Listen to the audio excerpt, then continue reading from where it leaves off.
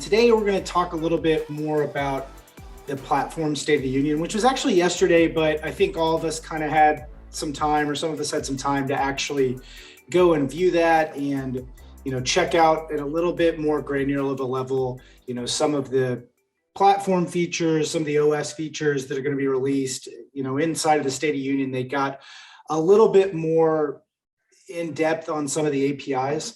And so, especially with some of you being closer on the iOS side, I'm really curious of what some of you thought about some of the announcements and some of the APIs and some of the features that they announced.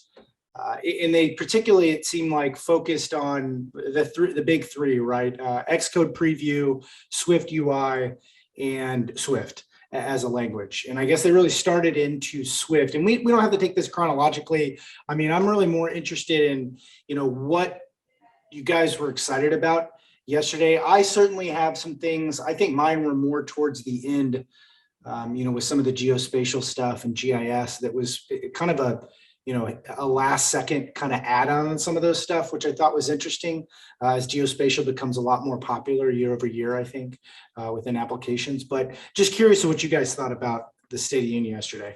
The regex operators, about time, right? As a character literal, and then you have operators on top of that. They took something that is super powerful, but is really, really complex and not fun to work with, and actually made you look like, wow, where can I use regexes, and now kind of leverage these tools in those spots. Yeah, I think the only concern that I would have with that is just the abuse on the other side, because their example was pretty strange, I thought, where you were like sending in an order string and then it was like using it to like pick out the pieces. I think that, just my opinion, that seems like, granted, in a lot of demos like that, it's not great design, but it's like you probably would choose a more object-oriented approach to kind of do some of those things. But I see your point is that, regex literal, I think, makes it, and then they have like the whole regex builder that they introduced on top of that, which is really cool. And I do think it makes it a lot easier. And it was one of those things where it seems like they're hardening the Swift language too, and kind of bringing it up to the standard for other languages. But I guess with like any demo, it's kind of like, I don't know if everybody comes out of the woodwork. Like, I don't know if I would do it like that. But it just it also gave me some PTSD from whenever I have to, like every 6 months, you have to like relearn regular expressions. And then, spend hours just trying to do the simplest things. But it did look really cool. I actually feel the opposite there. Like, I looked at that demo and I almost looked at it as like, this is on the edge, or like close to the limit of where you would actually try and use this practically. Yeah. And I thought it was actually great because it showed that it's flexible enough to operate in that space. So it's not a true regex or just like a pattern matching example, but it's like a very practical customer facing example where when you do need to use regex, normally you're like, oh man, well, that person's on vacation. How am I supposed to deal with this? Yeah, that's true. Yeah, well, and it does make it where you don't have all this like scaffolding to get there, right? And a lot of like regex libraries and stuff like that, you've got to bring everything in and then be able to kind of put that. I did think it was like a nice, quick way to be able to jump in there, which was really cool. I was trying to think of some of the other Swift language. Yeah, there was a few. Yeah, because I like the Swift concurrency stuff and then string stuff, where some of them I thought were cool. The Swift UI, I spent a lot of time in my last company looking at Swift UI and like building Swift UI stuff.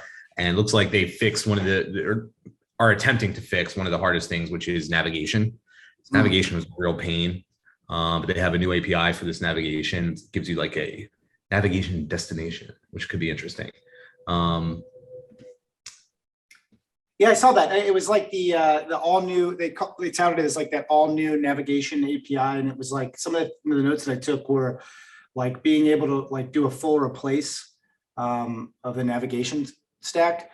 Like just some things that were, I think they were focusing on. It seemed like they were focusing on like non-traditional approaches using Swift UI. Like they were looking at things like, because you got the normal navigation patterns, but I think they were like, if you wanted to really customize some of that stuff, being able to do, which I thought was really interesting, because it just seems like more hardening and like investing more into Swift and Swift UI, which is really cool.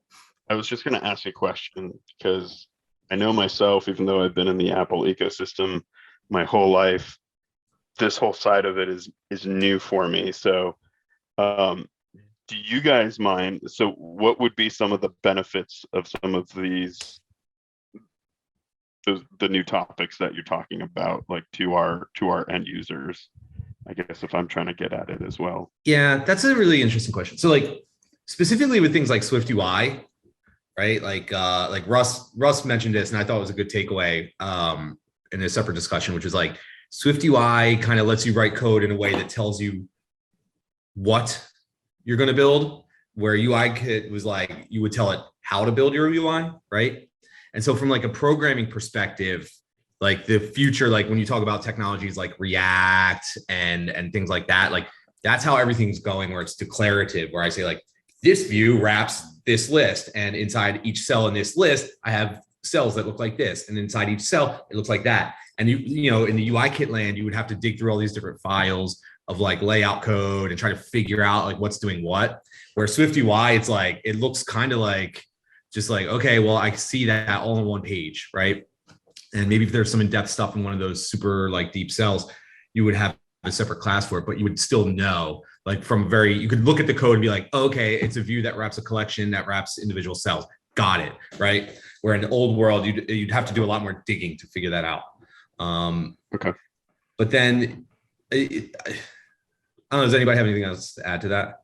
Well, I would say in there too, like, because you don't have to tell it how to do it, you are not wasting any cycles figuring out why you told it to do the thing wrong, right? You just like, Apple's got it. You tell it what you want it to do. And again, you're just focusing on your features and your business logic, and Apple's got your back.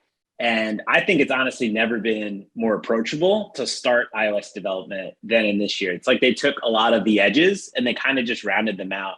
Yeah. I know it's like mixed reviews out there where people are like, oh, it didn't do this. It didn't take me to the moon. It didn't take me to Mars. But you know what it did? It took a lot of the obstacles away, even from where they rolled out grids. And I was looking at grids and I was like, that's a collection view. And then the next example, like, if you have a collection view, here's how in UI Kit, you could just do Swift UI out of nowhere. It's like, what? Apple never would have done that. You would have had to look for some obscure GitHub repo with 3 stars on it and convince your team why you needed to adopt it, you know? Yeah. That, and like similarly on the same vein, like charts, like all that chart stuff, right?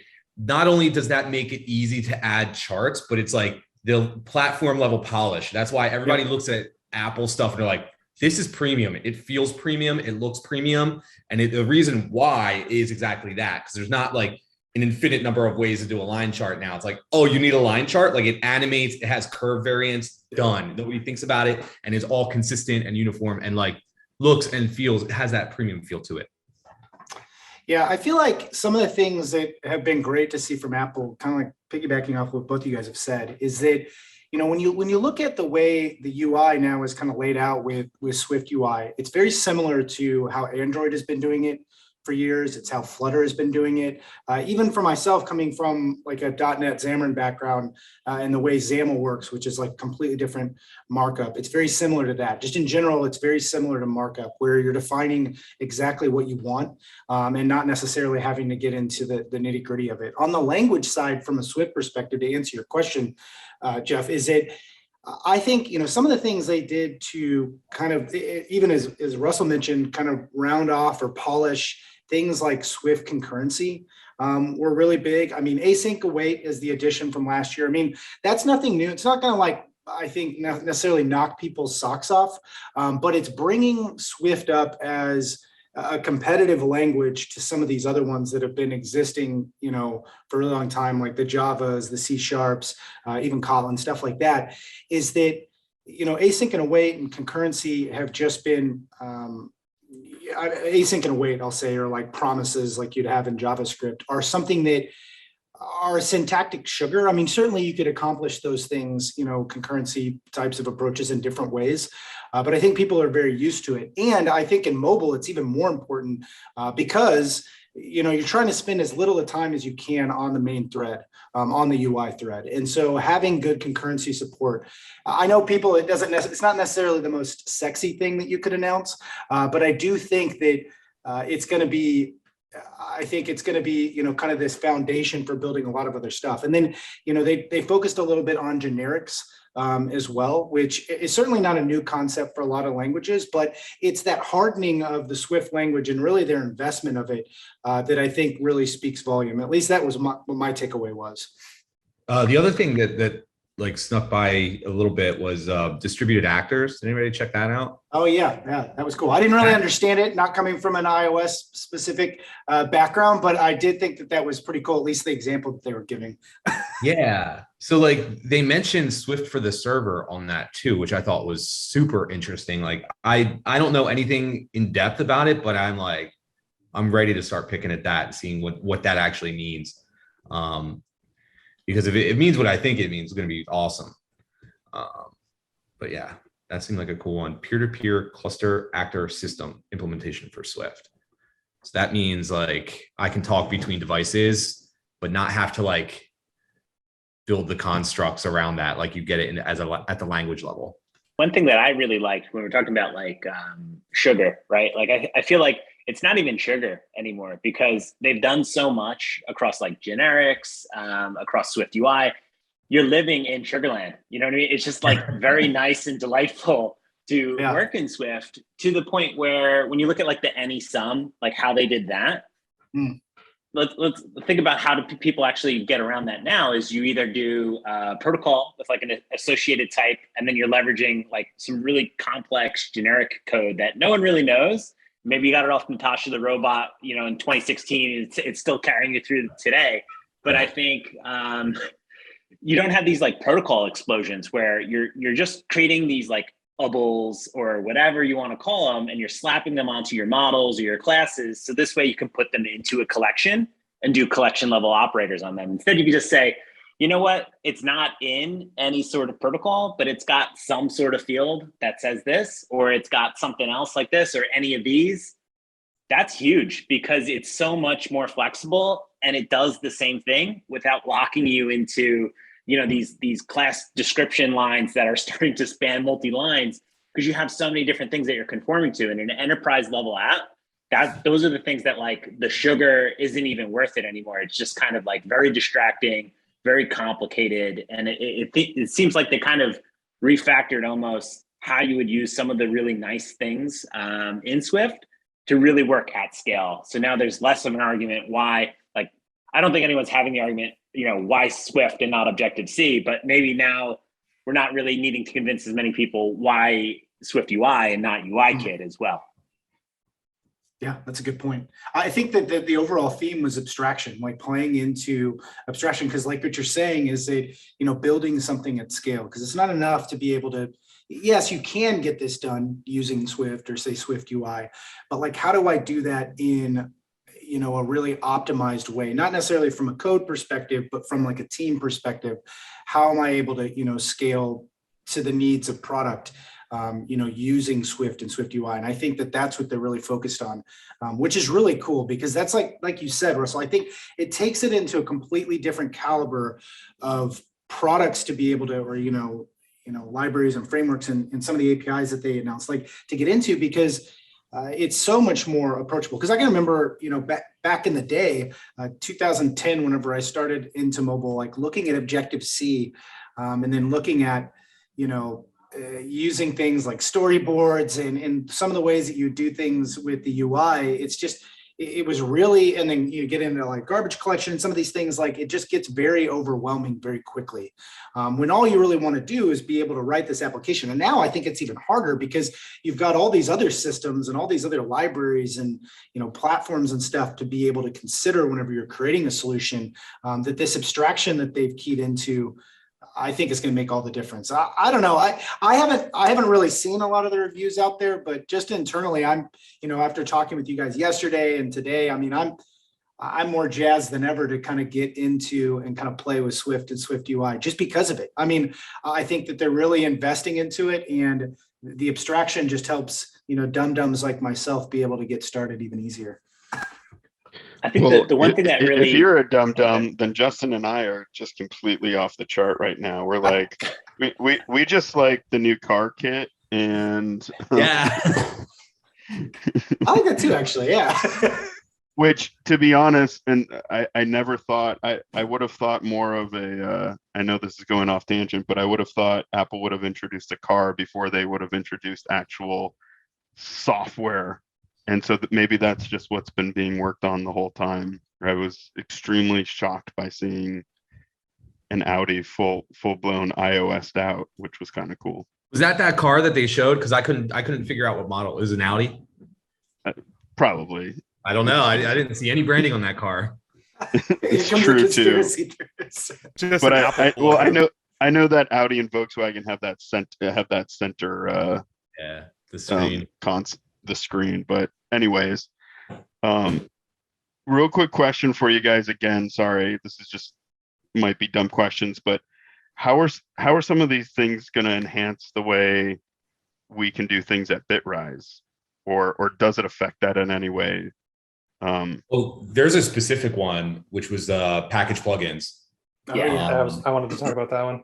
Yeah, that's super specific to Bitrise. So full disclosure, I haven't actually watched the video yet, unfortunately, but I'm looking through these notes that Russ sent, and that one caught my eye. Package plugins. So I assume it's Swift packages only. You can have like custom code being run, almost like a build phase in Xcode. Am I assuming that's correct? That's what it looked like to me. Okay, I think that's pretty huge. Like I've worked on Swift packages in the past, just for fun and for work, and not being able to link in those like linting steps and code gen steps was annoying. You had to write CLI wrappers around it, or remember to run that specific script before you do a build every time, and it can be annoying. I think it's a huge setup to not need a project file anymore. Yep. They're getting there. And it's really funny too, because like another thing that would be really nasty that you can do is you could actually not boot directly to a delegate, and you could boot to like a main file, and then in there you could actually choose what delegate boots your app. For apps that are still using delegates, this is something we used to do in the past at a previous company. Was we wanted to config certain experiments that were maybe cached on disk and leverage very early in the boot cycle, like what we should be doing. And now instead of leveraging that, or maybe injecting sort of, environment level configs from the CLI, you could just build that into actual Swift code in your project in a way that's actually maintainable. It's just super approachable in a way that it's really going to help you in sort of those CI sort of use cases to inject something else that's going to get more out of either how you're building it, how you're compiling it, how you're archiving it, all of those things. Yep. Yeah. The other additional thing that plays into that, I think too, is you'll see it down there. It says compile time constants. It's in the wall of features. It's like the second thing. Oh, I didn't see that. What is that? That's going to play, I think, hand in hand with the package plugins, right? Because exactly what Russ is talking about is what you would do with something like that, where it's like, I can compile this constant in. Like, I'm pretty sure that's what that's going to be. Well, one interesting thing that maybe is related to is like the getting rid of bytecode. I thought that kind of caught me by surprise.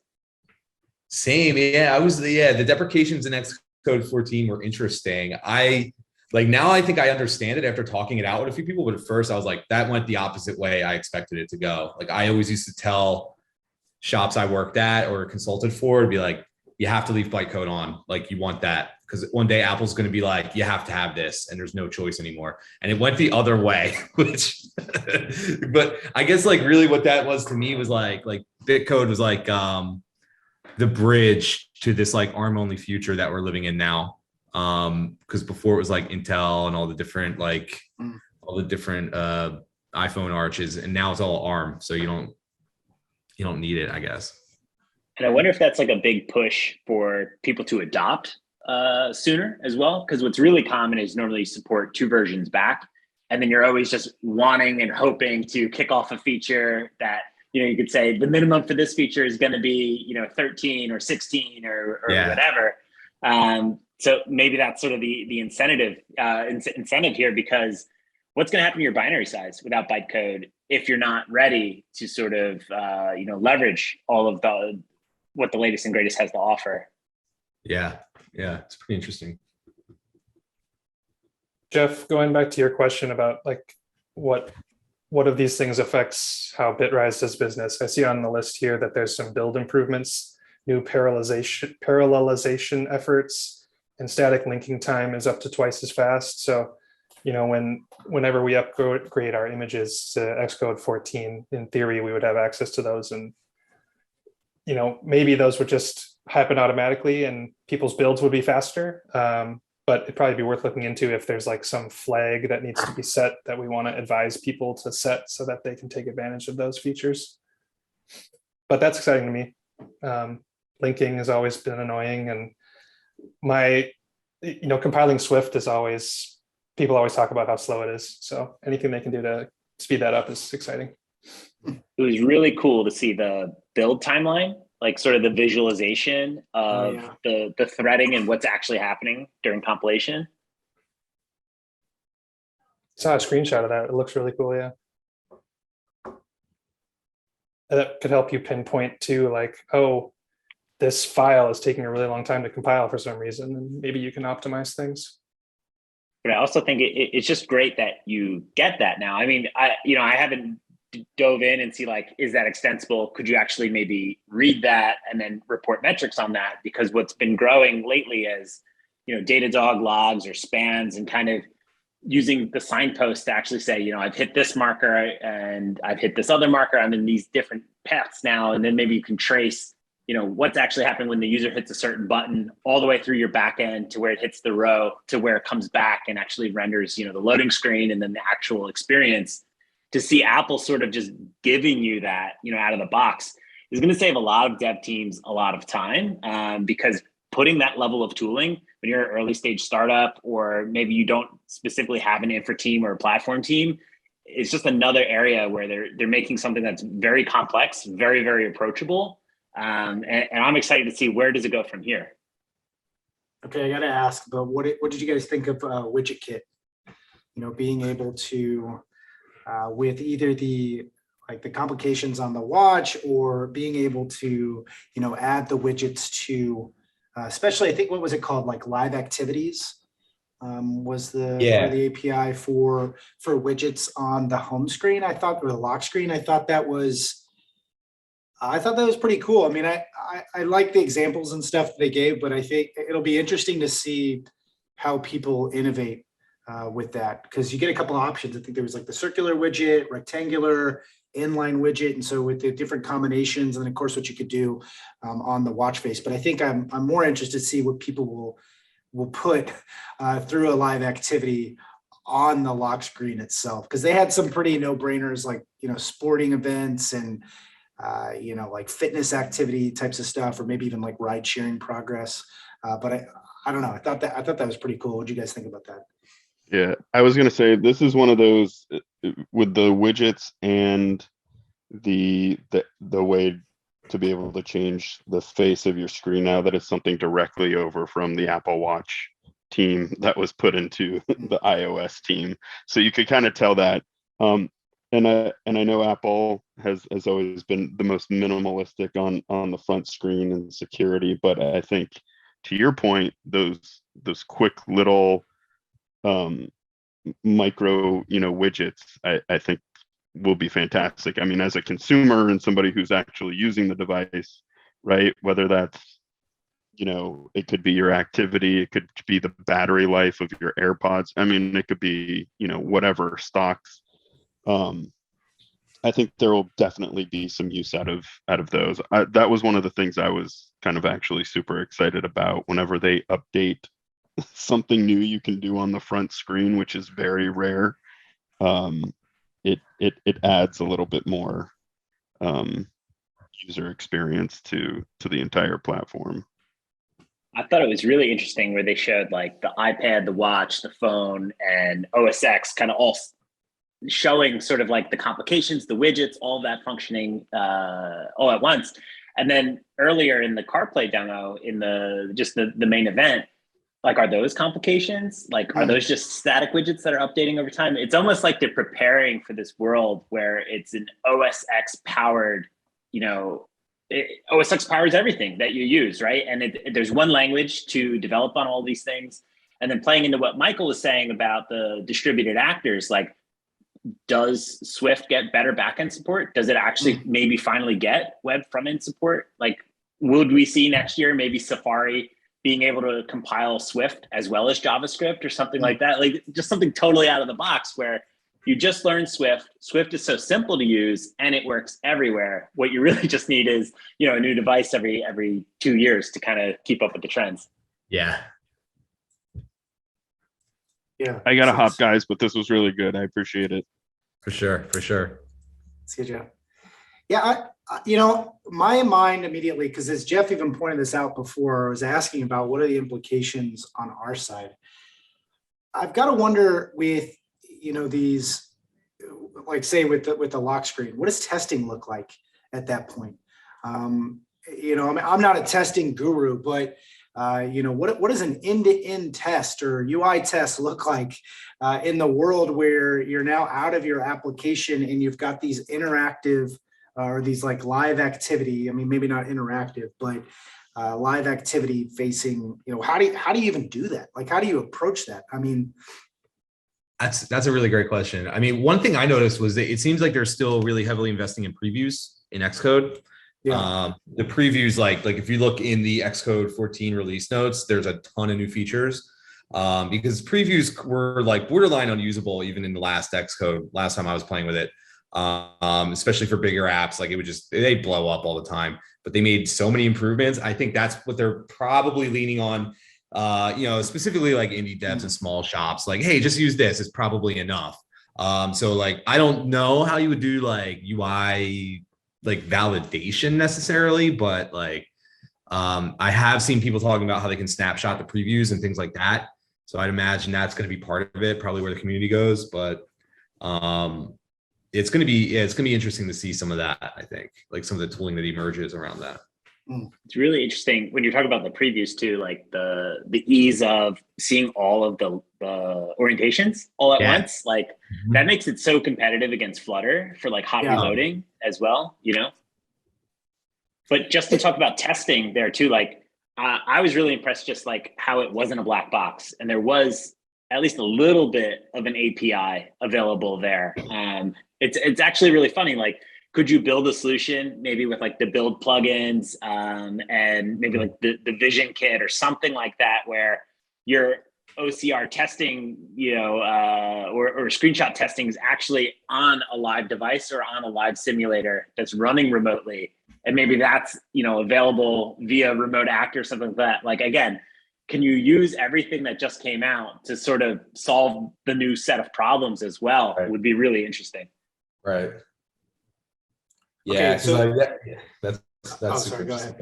No, go ahead. I'm just kind of. Well, I was just like, once you brought up Vision Kit, okay, that's really what I was kind of driving into, because I think it was I think I took some notes here on this one, but like the live text API and the data scanner API, I thought those were really cool. I thought that you know, with the live text essentially was, you know, they talked about, I think it's like 9 languages.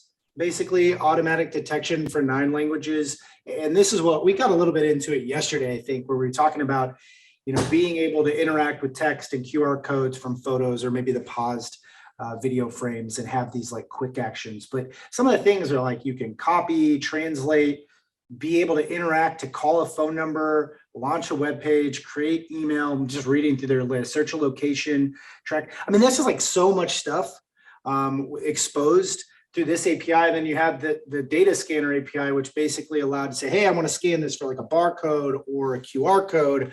And then rather than just like have me jump out to whatever, you can use it as data or something to be able to like perform an operation.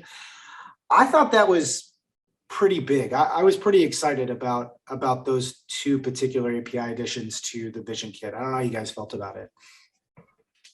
I thought it was another area where like, it's just like delightful, right? Like how many times have maybe you bought something from like a third-party site, you know, it's not a name brand thing. They send you a QR code and then it's like, okay, let me get my computer out so I can scan that with my phone, because what am I supposed to do? I don't have a printer, right? And it's like, they're finally solving these like edge level problems where like technology didn't get it right, but now we can just get over the hump. I'm really excited by that. Yeah, it was really cool. I just thought in general, like some of the APIs, and I don't want to like hijack it, but like they were talking about like the weather service and like some of the map kit integrations. Like the map kit one I thought was interesting because like there's like a whole like section or sector of tech that's like devoted to like GIS or geospatial, the whole geometric, like geographic, spatial, sciences and stuff like that. And it seemed like they're starting to dip their toe into exposing some of that as well. So not only, obviously a very simple map, but they're starting to get into like that, the Esris of the world, starting to get into that kind of geospatial area. I thought that was really interesting, just in general, because it seemed like their map server API was like, they're also exposing that for, being able to turn lat long into an address or turning it back into being able to search, being able to do things like estimated time of arrival from a server perspective. All those things seem really exciting whenever and again, plays into this delightful experience. So you're not having to bring in all of these, third parties or, rig up a new service in order to be able to do it. The whole 3D city experience I thought was really cool. That was something that I thought was pretty awesome as well. I don't know how you guys thought about it, but. Yeah, no, it's going to be cool. I didn't fully dig into all the map changes, but it sounds like they released a lot of stuff, which is going to be cool. Because they were even talking about like down to the level of like you can tell where crosswalks are and stuff like that, which is just it's crazy, right? So you can imagine all the things all the very specific problems that you can solve with that level of control, which would be very interesting.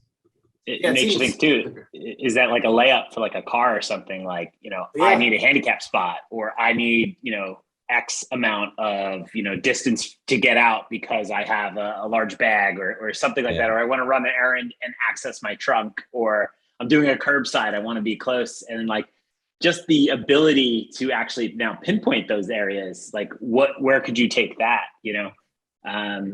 one thing I really loved was the Weather Kit. Right. Yeah. Because I remember way back when I started building apps, there was this idea of like a mashup. Like if you could take one thing and then add another thing to it, what could you actually solve with that? So now that weather's in a box, how does that change how you would build an app or an experience? Like say I'm going to go on Google Maps, I'm about to go on a road trip.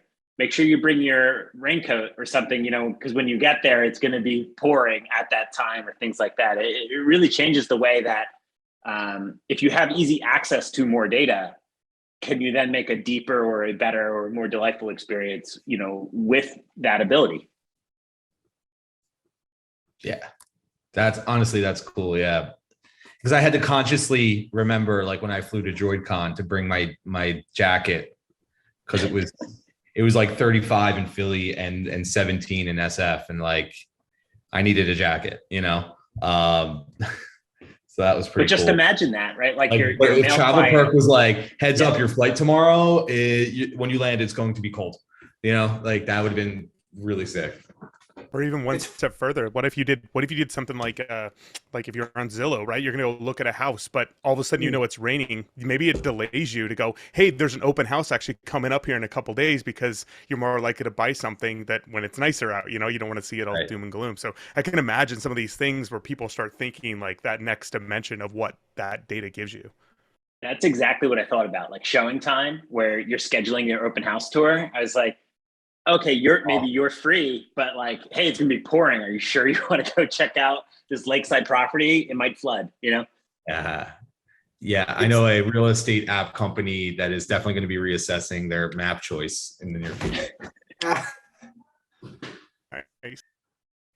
And I thought one of the things that was like, I mean, I like free stuff, but I also thought one of the things that was cool is that I kind of wrote down that with your Apple Developer Program membership, you get 500,000 API calls to that weather service per month, which was really cool because to your point. Month? Oh, wow. Yeah. And so like what we were talking about before was that, and I think Russell, you mentioned this a couple of times, is just that you're lowering that barrier of entry for people in a variety of different ways. Between when you're talking about MapKit API, we're talking about the Vision Kit, you're talking about now like the weather service and being able to integrate that. And even, Justin, as you talked about it, like it'll be far easier for developers now to be able to test these things out whenever they don't have to shell out, money or, or something to be able to say, hey, I want to integrate this really quick. What does that look like? Because 500,000, I'm sure in a, large scale enterprise, that's certainly not going to be that much. And they had a whole pricing model behind it. But 500,000 for any developer that's trying to figure out how exactly you can integrate, that's a lot for a month to be able to test that out, which I thought was really cool too.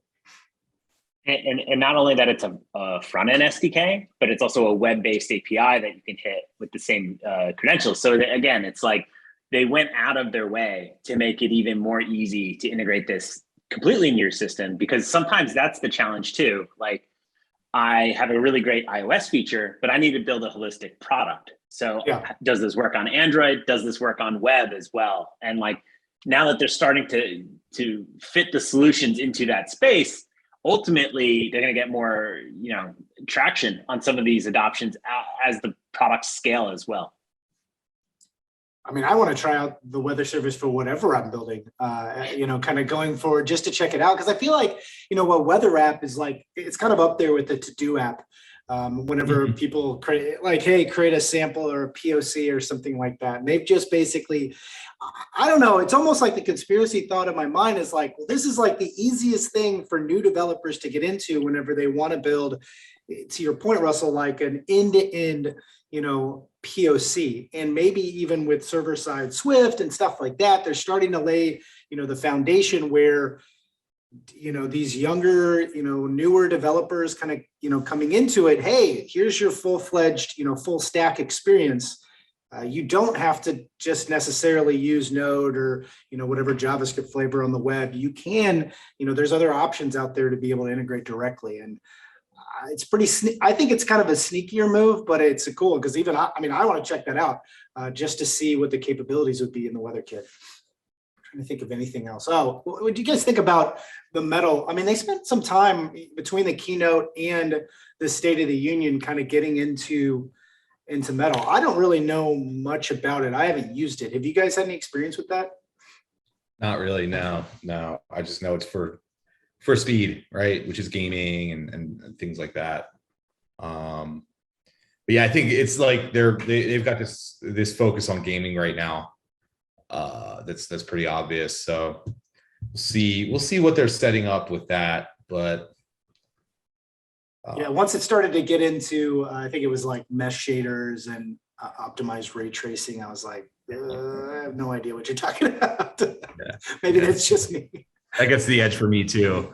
Like, I know why you need that stuff, but I've never built anything or had a reason to play with it.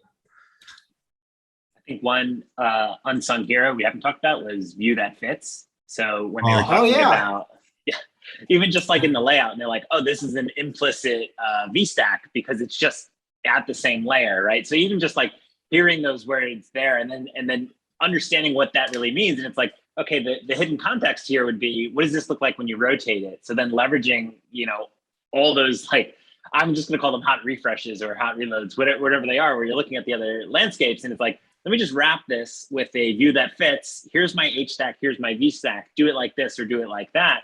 And again, just telling it what to do, and then it figures out how to do it. Coming from a world where you have an iOS layout, most phones today, most apps use portrait, but then when you compare that with like the idiom of phone versus pad, and then your pad normally has split screen or it has portrait mode, that is so tedious and like nuanced to get that right. And like, now that you don't even have to do that, oh my God, like people are gonna build better, deeper experiences, because the really common thing is you're facing a deadline. You're facing a pressure of, not only do you want to do a really great job, but you do need to make progress and get it out there in a reasonable amount of time. I'm actually curious, like, now that we don't need to cut as much scope because it's so much easier to build these things as you migrate more things into Swift UI, do apps as a whole just like get better, like holistically on iOS versus Flutter versus Android? Oh yeah. That's their goal, right? Because I've told this to almost every product person I've had to work with. It's like, well, if you portrait lock this, we can get it done a lot quicker, and they're like, oh, I don't want to hear that. And like, it's the truth. And then they're always like, all right, fine. And And yeah, but Ross, I think that's really a good observation. Like, it just opens the door for more quality, for doing a lot more stuff more easily. And then, back to what we were talking about a little bit earlier, right? Where it's like I think that they probably are pretty aware of like the cross-platform push for a lot of these organizations, right? React Native, Flutter specifically. It's kind of a risk for them because like they invested so much in the language and in the underlying technology. They want to keep people off of that, I'd imagine, as much as possible, right? So giving these features and this type of ease of use is just like, I think that's the smart play for them. Yeah, and I thought the other thing that's interesting, so like Google I/O happened about a month ago, and they had a bunch of emphasis around multi-device, and a bunch of updates to Jetpack Compose, which is like their equivalent on the UI side for Kotlin, for Android, but mainly for Kotlin at this point. And I thought it was interesting this year. The theme has really been doubling down on multiple form factors. Basically any of these devices, I mean, you're seeing the TVs mentioned more. Obviously wearables and tablets have kind of been there, but you've seen like this push to like tvOS, and then with Chrome OS, with Android.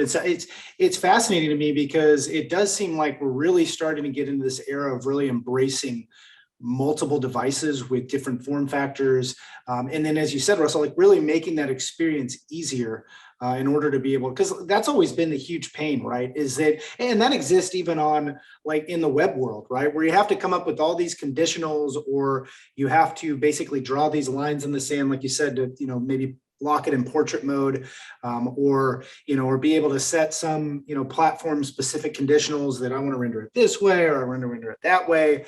Which always ends up being a huge pain in the ass.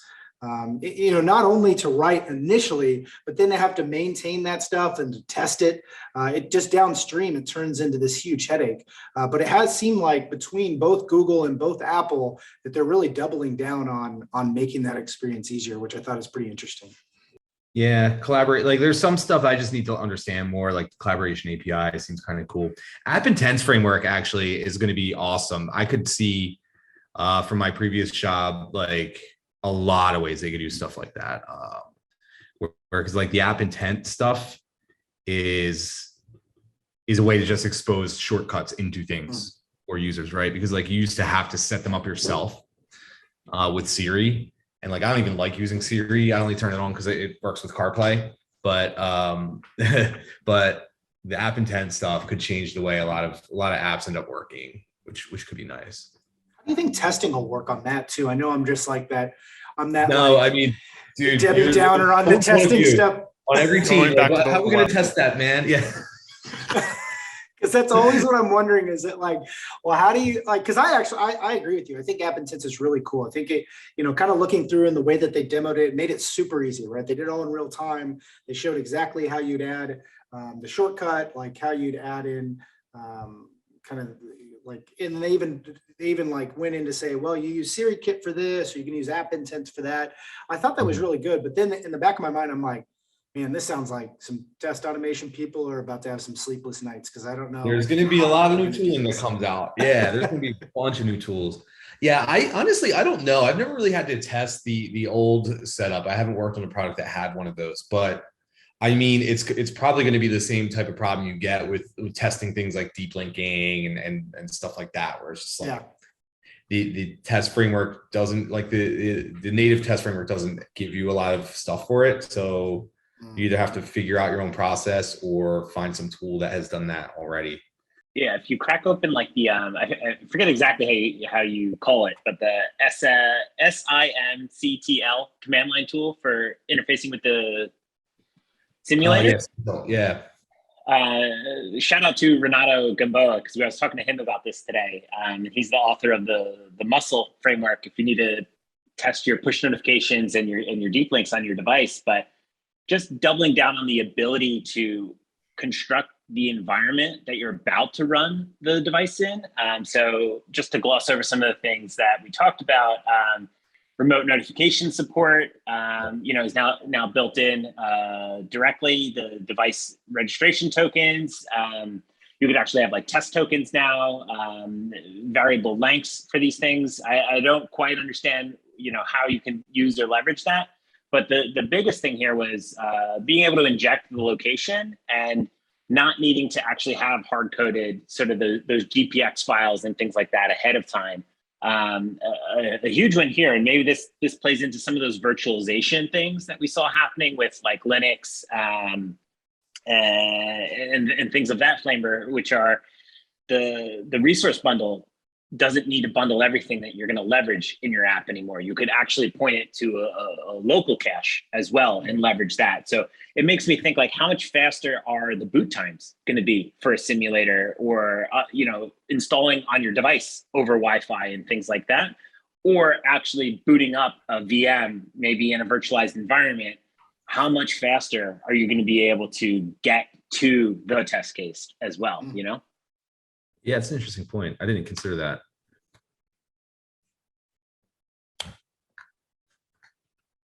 Yeah, hopefully we get a lot more performance on build, launch, simulator stuff. I mean, that's just stuff like when you're doing CI, you can't really control a lot of it. It's just like time you have to spend no matter what, so you have to rely on them to do that for you. It makes you think too, if like the metal stuff and like maybe removing bytecode kind of frees up more flexibility to start kind of, mucking with these things under the hood, because they're really building this abstraction layer on top of how do you actually do things, and really empowering you on like, how do you want to do it? Or even more so like, what do you want to have happen here? So then Apple could just start doing all of these crazy things. It's nice to see them opening more things up. So I'm curious, like what level tools could actually be, at the either like the simulator testing level, the virtualization level, things in CI, things locally. It just feels like a lot of this stuff is a tee up for something bigger, like a big paradigm shift that's either happening, in the half cycle, the next announcement, or maybe next WWDC. I don't know, but it just feels like the earth is moving here. Yeah, I agree. That's the way to put it. Yeah, and I really feel like, go ahead. I was just going to say they've really laid some foundation, I think, for where, even now as we're starting to speculate, what they could do, go this direction, do this here. And I think that's a really cool move by them. Like you said, I think a lot of it's been done through abstraction and opening things up. And I think that's starting to align a little bit more with some of the other, like we'll say, mobile players out there, which is a good thing. I think that it really brings them and kind of leaps forward in a relevancy standpoint. Not that they necessarily need it. I think that, with Swift and Swift UI, you get a lot of that. But I think with this investment into it, in some of these other APIs that they're now exposing, even myself, I come from, almost a cross-platform purist standpoint, right? Because I spent a lot of time in there. But I've got to say, the more I've been, working with Swift and Swift UI, and even the tooling, whenever you work with Xcode, it's come a long ways, within the last couple of years. When you look at like preview and stuff like that, is that I'm excited because it does seem like they're setting the stage for much larger changes here in the short term or mid short term, which is really cool. I really think it's funny because you see like in Twitter or in different Slacks, like engineers just feeling like it was a lackluster WWDC. But I almost feel like if you're a PM or you're, like a leader at a company, you should be cheering because it's easier. It's going to be faster. It's going to be like, talk about onboarding mobile. Normally this conception that you move faster on web, which leads into the cross-platform, argument, because you could just have one dev operating both spaces. But I don't really see that long term. If you were to start a company today and just use the offering off the shelf, you should be moving, 10 times faster than you would have 2 years ago, 100 times faster than you would have been, 10 years ago, I agree. I think if I was writing, this is coming from a cross-platform. Of course, I guess we'll put this video out, so it'll be like forever attached to it. But honestly, between Swift UI, and then, not that I want to get too much in the Android and some of the stuff that they're doing with Jetpack and Jetpack Compose, there's never been an easier time just from native in general. As you start to look at some of these cross platforms and some of the things like the trade-offs that you have to give whenever you create a cross-platform app and the level of control you get from a native, you don't really sacrifice any of that. But like we've been talking about, it's just been so much easier to get started. That barrier to entry is so much lower than I think that it would have been like in years past with Java and Android Studio, or you look at Objective-C and some of the ways that you would have to use UI Kit and stuff like that. It's just so much simpler.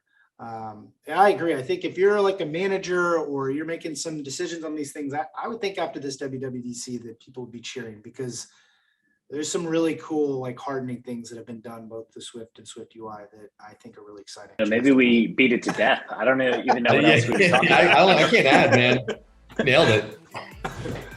That's cool. Well, this has been awesome. I mean, I love talking about this stuff, and I actually was really excited about it. Like all the stuff that they were talking about, especially, I like the keynote. The keynote was cool, but the State of the Union, whenever I was watching it, and they were like, showing off some of the examples, I was like, all it made me want to do is just get up there and actually try it. And be able to test some of these things. I mean, which is the point, right? I think it should be the point. But I was pretty jazzed about it after watching that.